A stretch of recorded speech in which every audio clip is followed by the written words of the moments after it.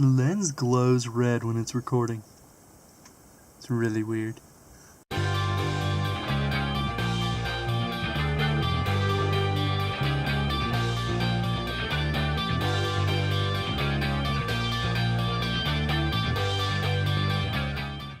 What's up, everybody? Welcome to Fly Tie Thursdays. Today we're going to be working on a fairly easy fly. It's the Chernobyl Ant. The fly was first tied for big trout in Patagonia, but a lot of guys use it all over the world. You can use it for a lot of different species. I use it for everything from panfish to bass will hit it. I've caught trout on it. I've caught a little bit of everything on it, really. It's just a really versatile fly. It's really good around here, the mid-Atlantic area, when the cicadas are hatching, because it is a good cicada imitation as well. First off, the first material you're going to need is our foam. All it is just simple craft store foam.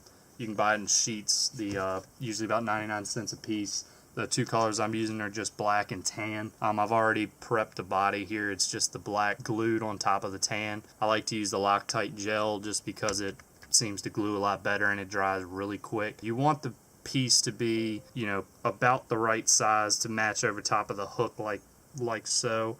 You can trim it after the fact, but I like it to be pretty similar. I end up, when I'm going to tie these, I prep a whole bunch of bodies before I even tie. I probably have 10 or 15 in this little box here that I've already made. We'll go ahead and get started. The thread I use is just a 210 denier flat wax. You can use any thread, really.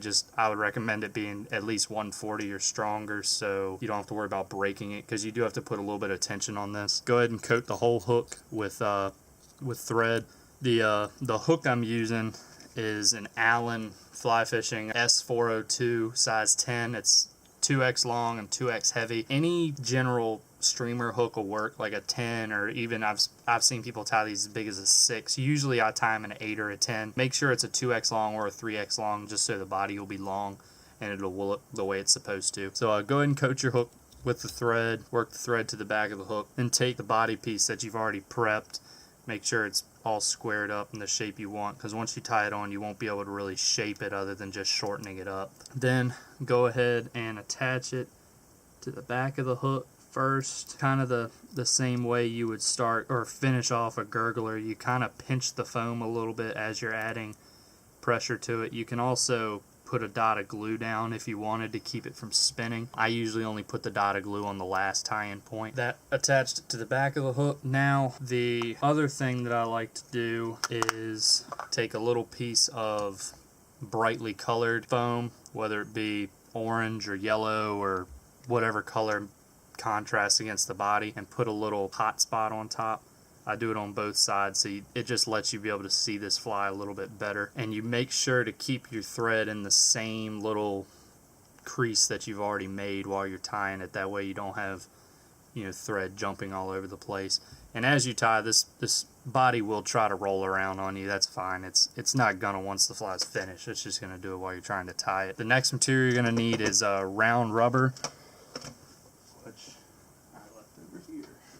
I like to use brown for this fly just because it's a good natural color, but if you're tying these for bass, you could use bright colors if you wanted to. I've seen Chernobyl ants in black and chartreuse in yellow. For this one, I'm just going to use brown round rubber.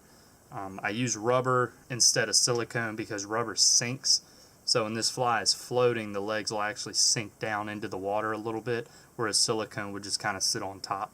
I think when they sink down, they look a little bit better and they have a little more action. Usually when I tie this, the legs are really long to start. There's no real science to it. Decent length, I would say that's probably a 2-inch piece. It's way more than you need. You want to make sure you capture these legs on the side of the foam. I try to get them to sit right in that color change, as you can see right there, and then do the same thing on the other side.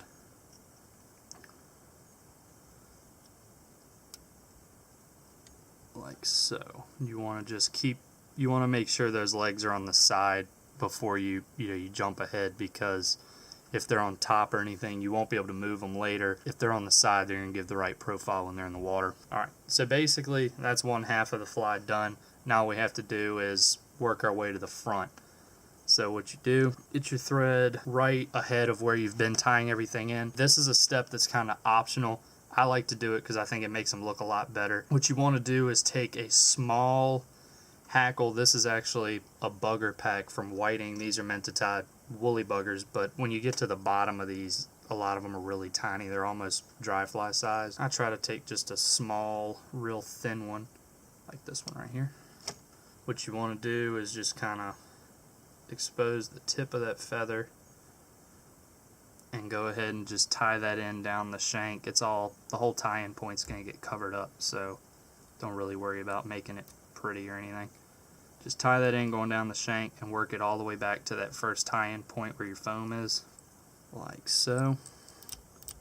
Next material, I like to use a superfine dubbing, but any dubbing will work. If you want it to be really buggy, you can use a like a rabbit dubbing or something, but the superfine is what I like. You don't need anywhere near that much. All you need is just a little pinch, and this is just to cover the shank to give this hackle something to bite into. So just wet. I like to just wet my fingers and work it onto the thread. You can use wax if you want, but when you're tying a bunch of these, I think wax just takes too long. Twist it onto the thread, make kind of just a little noodle of dubbing, slide it up. Now work on just kind of coating that hook shank, and superfine has a tendency to not want to stay on the thread. Occasionally you have to kind of pull it tight and twist it. There we go.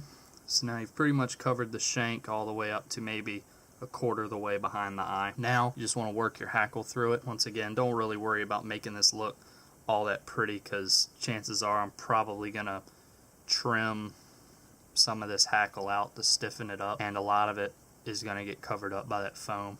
So just kind of evenly palmer that hackle all the way through there. Then when you get to the end of the little dubbing line, just go ahead and capture that hackle.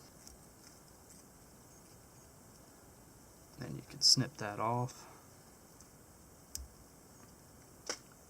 Now, this is kind of the last tie-in point. We're going to basically just replicate what we already did on the back of the fly, and we're going to pull that foam over and tie it back in. But this is basically the final tie-in point, so I do like to put a little dot of Loctite gel on there to let that foam really bite down. And you can do that on the first tie-in point too when you're learning how to tie this fly, because it kind of helps secure the foam a little better and it makes it a little easier to tie for you. Same thing, kind of just pinch it around the hook as you pull and add tension. And if you do it right, you can see the fly's kind of got a little bit of an arch on its back. That's usually the way I like to tie them. Some people like to tie them on a curved shank hook to make that happen, but you can just do it with the foam yourself, and you probably already have a hook like this laying around, so you don't have to go out and buy another hook. So now all we have to do is add the legs on the front and then the hot spot. Just pull you off a little bit of that round rubber.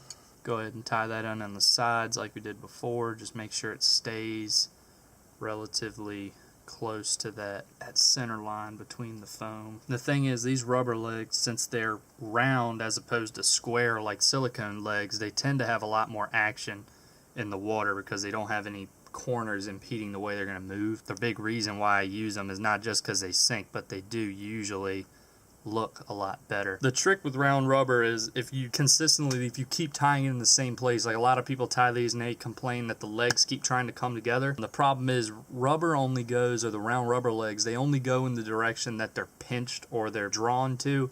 So if you keep tying in the center, you're going to keep pulling them together. You can actually tie on the outsides of the legs and it'll flare them out for you. Sometimes you can only flare them but so much, and you don't want to do it too much, because if you're using a really heavy thread, then you'll build up a big ball of thread. What you want to do is just, you can manipulate the legs a little bit, enough to get the fly to look the way you want it to look. And if you don't tie them in super tight, you can still move them around a little bit after the fact, but not enough. You want them to be pretty close when you're done with that step. So after you get your front legs tied in, just take one more little piece of foam. I mean, that's all it takes, just a little itty bitty piece, and tie it in right on top like we did before. Just pinch it down, making sure to keep your thread in the same little spot. There are some other options for these hot spots too. I tied a big order of these for a guy. He wanted them just the way he had fished them, and instead of two hot spots, they have one, and it's just a post sitting right here. I had never seen that before, but he said it was really great for fishing in the current, and I tried it, and it does work better because sometimes even with all this foam, this fly will get pulled under, and that little post still sticks up a lot of times, so you can still see it.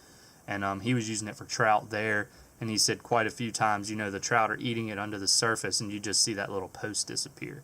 So it is kind of a cool use if you plan on using it in current, instead of these just tying one little long piece. So the fly is pretty much done. All we have to do now is whip finish. Don't worry about whip finishing, you know, under or anything. Just keep all your thread in that same tie-in point. This is where knowing how to whip finish with your fingers really helps.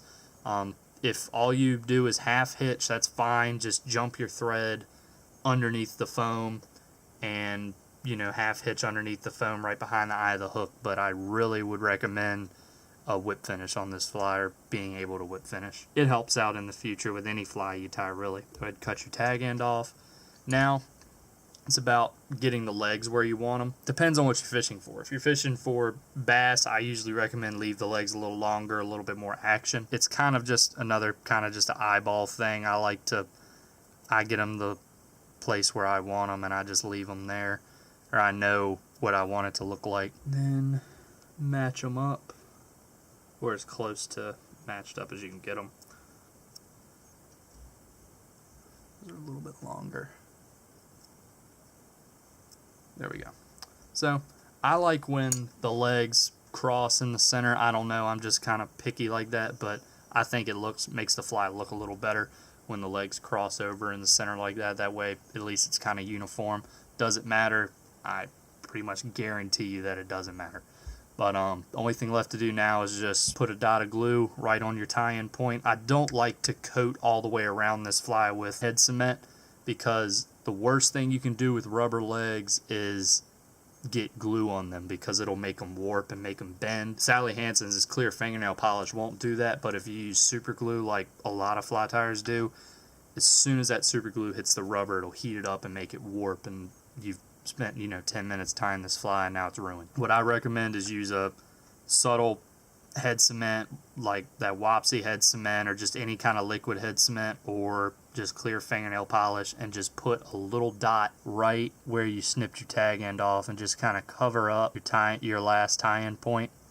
If you wanted, you can put a little dot right on the back in that first tie-in point as well underneath, just for a little bit of extra durability, but once again, not mandatory or anything. And that is it. Pretty simple fly. I do recommend, the main thing with this fly is I would recommend using a strong hook. This fly is going to float fine by itself. You don't need to worry about using like a dry fly hook or anything like that. Just that stronger hook is also going to help keel it over. Some people say if you use these hackles like this, it makes the fly kind of ride funny, but the way I counter that is by using that heavier hook.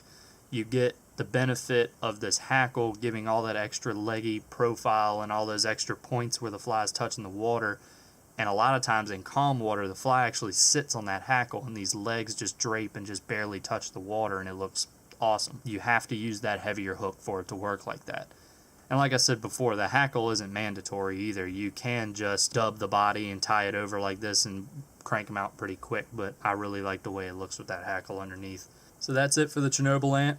Hope you guys enjoyed. If you did, don't forget to like and subscribe.